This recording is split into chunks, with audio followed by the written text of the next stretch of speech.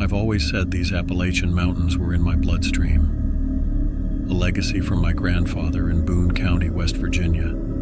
Every time I roll down the highway and see those steep ridges rising in the distance, something inside me sparks to life, like part of me recognizes home. This time, though, that welcome feeling came bundled with an unsettling undercurrent I couldn't quite explain. The plan was simple enough: drive from Michigan to New York City, pick up my friend who needed extra help traveling, and head back to Detroit.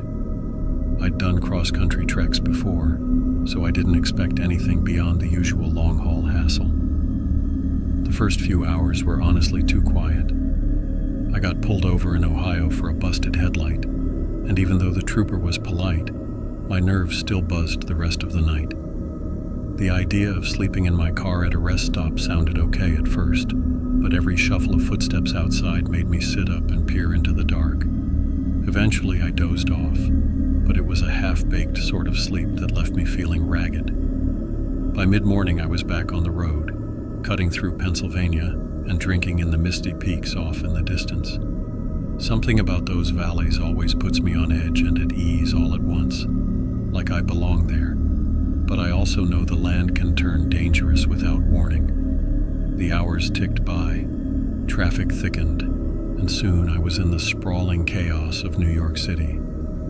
After a painful search for parking, I finally spotted my friend. She hopped into my cramped PT Cruiser, and I was eager to leave the city behind. There's a hyper-awareness that creeps in when I'm stuck in that much congestion. Too many headlights, too many people, and not enough personal space. We were both relieved to point the car west again. Darkness wasn't far off by the time we made decent progress. We'd agreed to pull into a large store parking lot somewhere in western Pennsylvania for the night.